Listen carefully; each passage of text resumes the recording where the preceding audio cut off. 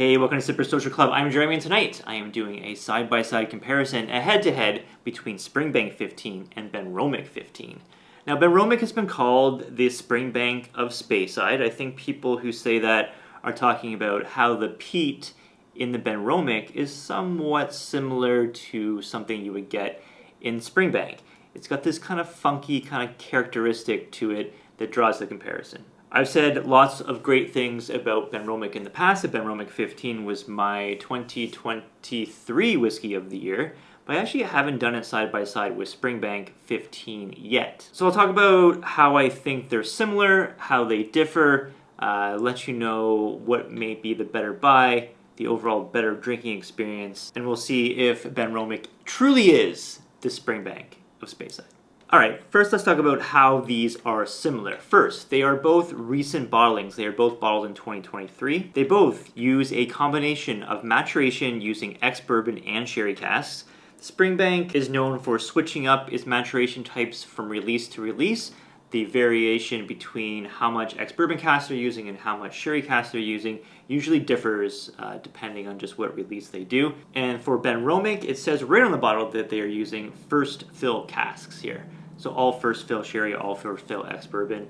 Springbank doesn't specify. We can assume some first fill, some second perhaps. And these are both lightly peated. It is rumored that Springbank peats its malt to around 8 to 10 ppm, whereas Benromach is rumored to peat their malt around 10 to 15 ppm. So on the lower side, but both right in the exact same ballpark there. Let me take a look, both of these on the nose. What do we get? Well, they both share a very heavily sherry peated combination style of nose. So they both have these red dried fruits, these kind of fudgy kind of characteristics, a little bit of spice, and definitely that smoke comes through on both of these. Without a doubt, on both of these I can tell there's lots of sherry cask influence, and there's that little trace of that funky kind of smoky element to it as well. Both are excellent on the nose. Let's see how they are on the palate. So these are similar, and they both have that red fruit, that very heavy sherry influence, chocolate, spice, and that funky, peaty element. When people talk about funkiness in whiskeys, they're referring to the peat and the way that it comes across that's different than other peated scotches. I've heard it described as something kind of like a mold, a cheese, a wet sock.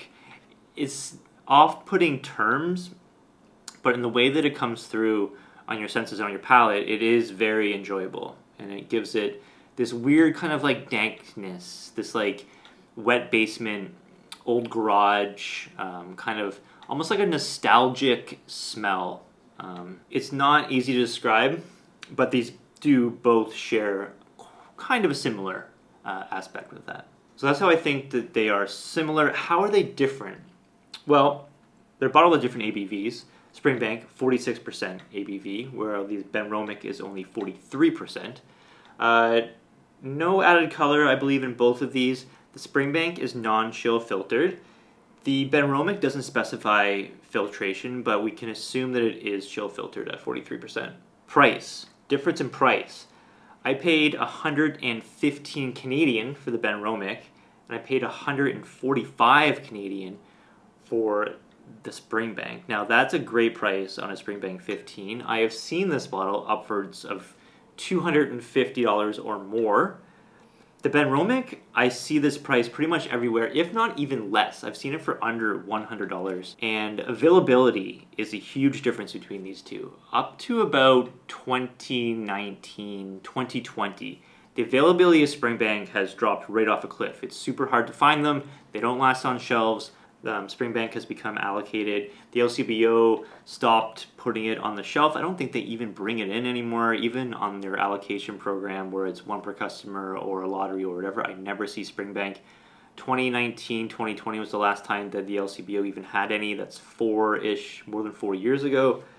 The Benromach you can get pretty much anywhere. I think any Scotch market globally, it's probably not too hard to find a Benromach 15. So let's see how the differences are nose and taste for these two.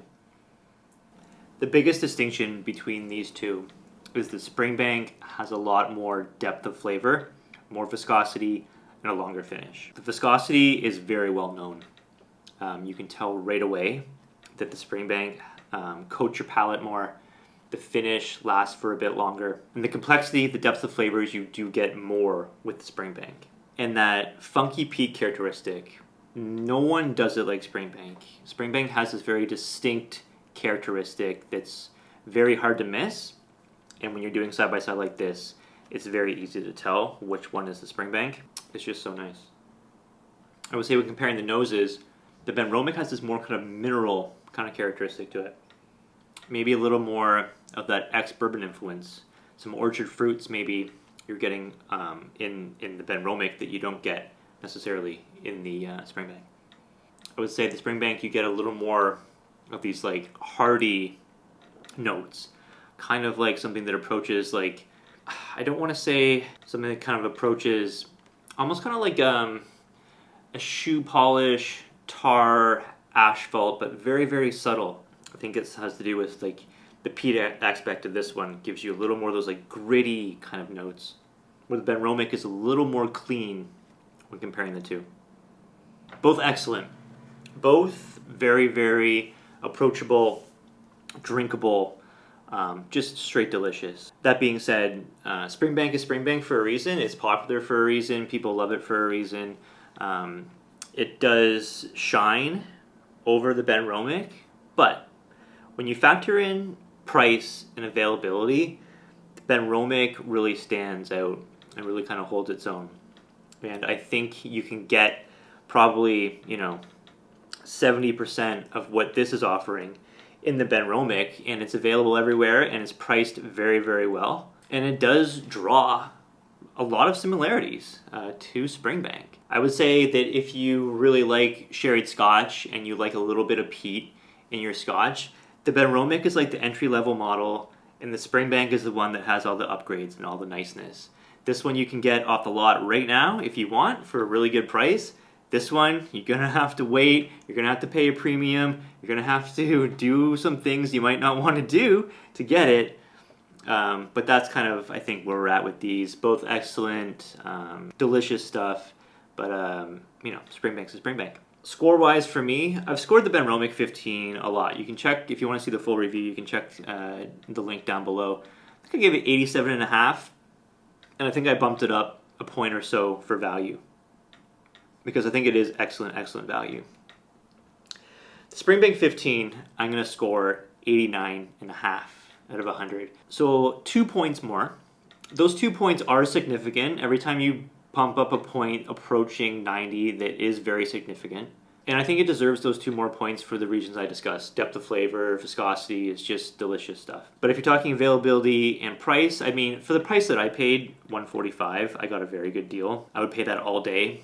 I'd pay more than that all day for this bottle. But when you start looking at how some places are pricing these up in the $200-ish, $300 at some places, you're going to have to start taking off points for value. I don't think it's worth that much. But if you're lucky enough to grab one, definitely do. Grab the Benromach, grab the Springbank, do a side-by-side. Let me know in the comments down below if you've tried the Benromach or the Springbank. What are your thoughts in general? Is it fair to call Benromach the Springbank of Speyside? Let me know in the comments down below. Thanks so much for watching. Really much appreciated. Have a good one, guys. Cheers.